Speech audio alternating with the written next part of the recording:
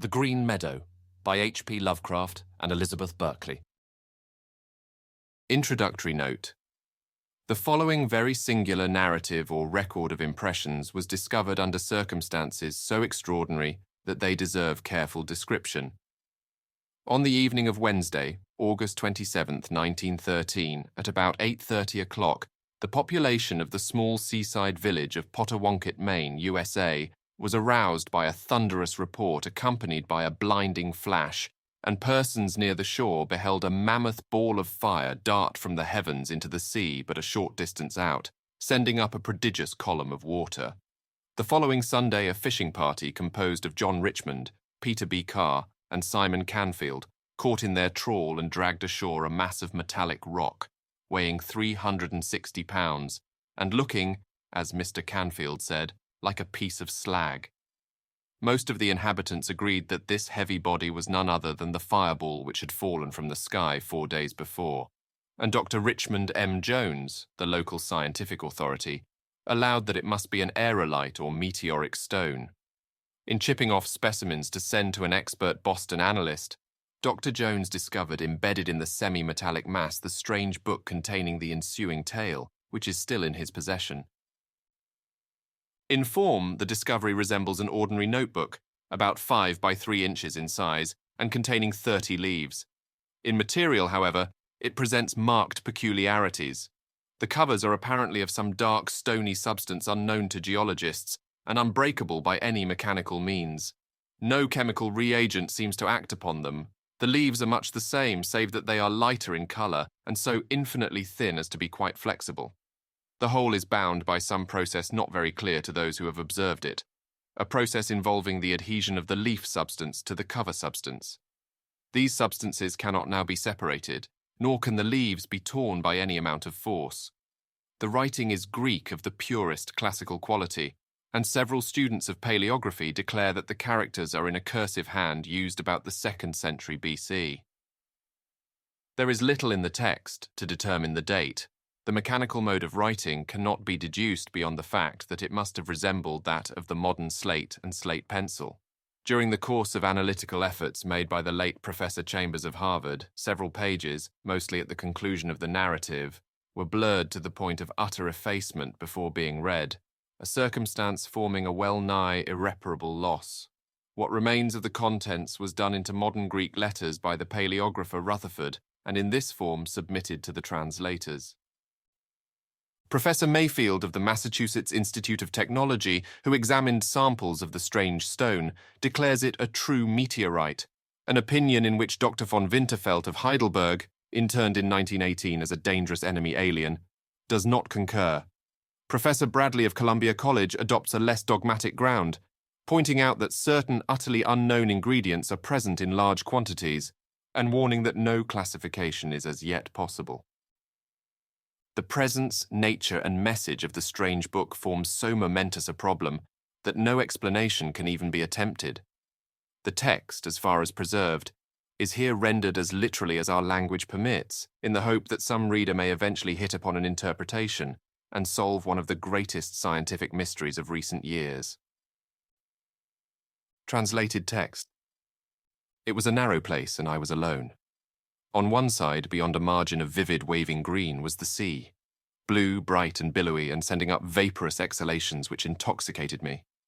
So profuse indeed were these exhalations that they gave me an odd impression of a coalescence of sea and sky, for the heavens were likewise bright and blue.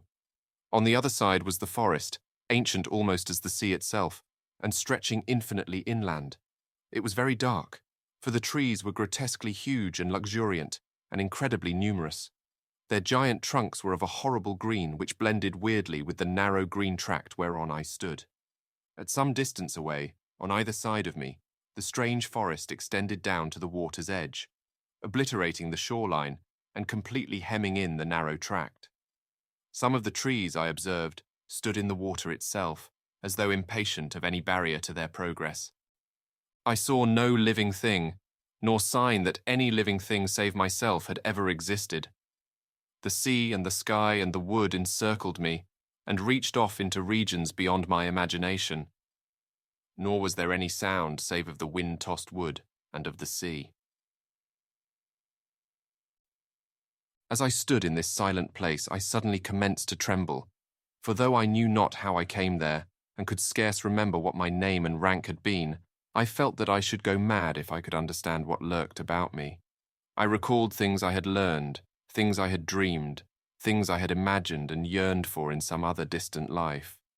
I thought of long nights when I had gazed up at the stars of heaven and cursed the gods that my free soul could not traverse the vast abysses which were inaccessible to my body.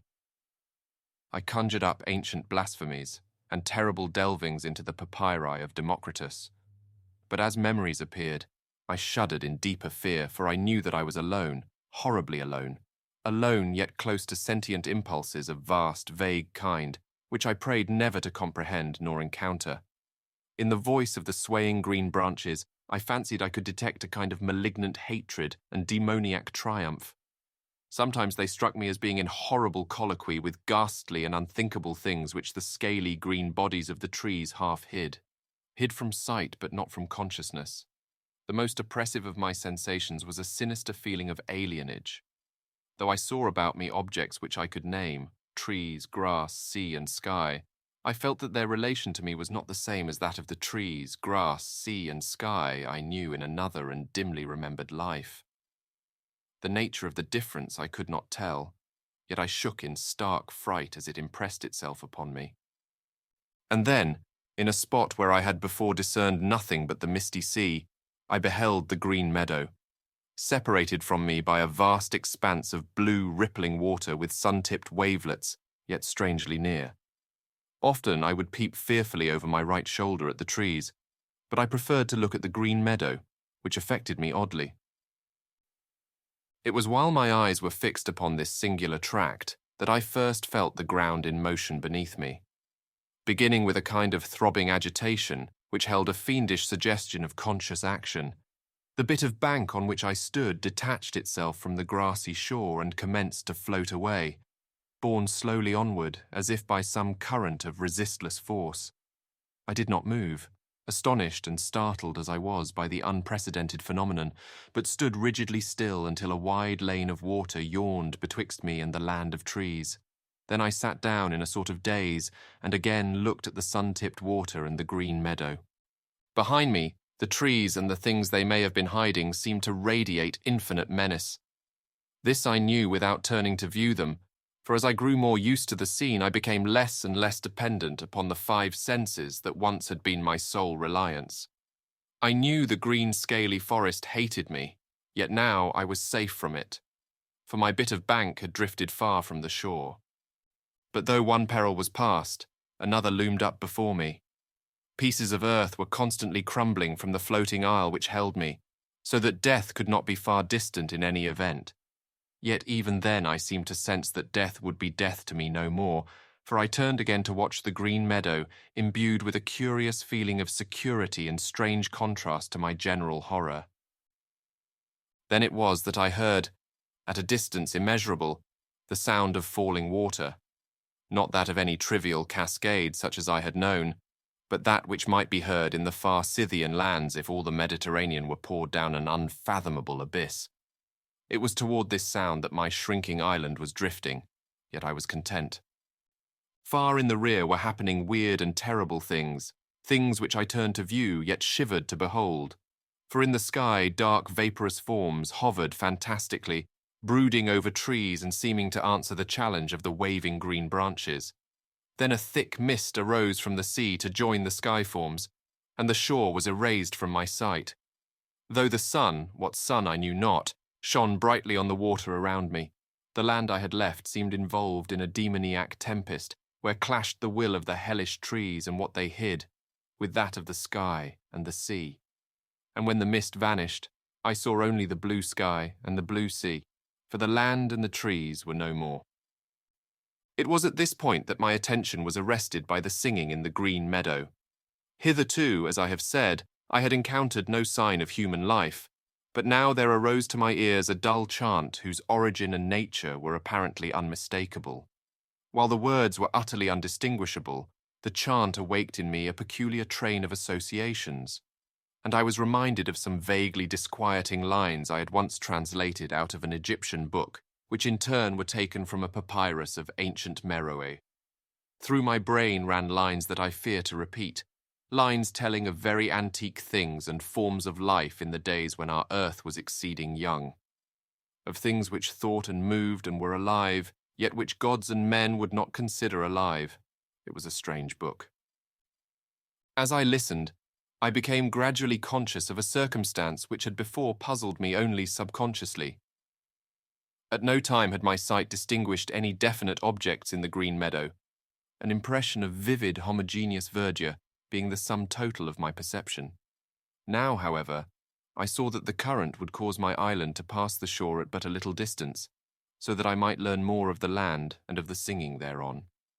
My curiosity to behold the singers had mounted high, though it was mingled with apprehension. Bits of sod continued to break away from the tiny tract which carried me, but I heeded not their loss, for I felt that I was not to die with the body, or appearance of a body, which I seemed to possess. That everything about me, even life and death, was illusory. That I had overleaped the bounds of mortality and corporeal entity, becoming a free, detached thing, impressed me as almost certain. Of my location I knew nothing, save that I felt I could not be on the Earth planet once so familiar to me. My sensations, apart from a kind of haunting terror, were those of a traveller just embarked upon an unending voyage of discovery. For a moment I thought of the lands and persons I had left behind, and of strange ways whereby I might some day tell them of my adventurings, even though I might never return. I had now floated very near the Green Meadow, so that the voices were clear and distinct, but though I knew many languages, I could not quite interpret the words of the chanting. Familiar they indeed were, as I had subtly felt when at a greater distance, but beyond a sensation of vague and awesome remembrance I could make nothing of them. A most extraordinary quality in the voices, a quality which I cannot describe, at once frightened and fascinated me. My eyes could now discern several things amidst the omnipresent verdure: rocks covered with bright green moss, shrubs of considerable height, and less definable shapes of great magnitude which seemed to move or vibrate amidst the shrubbery in a peculiar way. The chanting, whose authors I was so anxious to glimpse, seemed loudest at points where these shapes were most numerous and most vigorously in motion. And then, as my island drifted closer and the sound of the distant waterfall grew louder, I saw clearly the source of the chanting, and in one horrible instant remembered everything. Of such things I cannot, dare not tell, for therein was revealed the hideous solution of all which had puzzled me, and that solution would drive you mad, even as it almost drove me. I knew now the change through which I had passed, and through which certain others who once were men had passed, and I knew the endless cycle of the future which none like me may escape. I shall live forever, be conscious forever, though my soul cries out to the gods for the boon of death and oblivion. All is before me. Beyond the deafening torrent lies the land of Stethalos, where young men are infinitely old, the Green Meadow. I will send a message across the horrible, immeasurable abyss.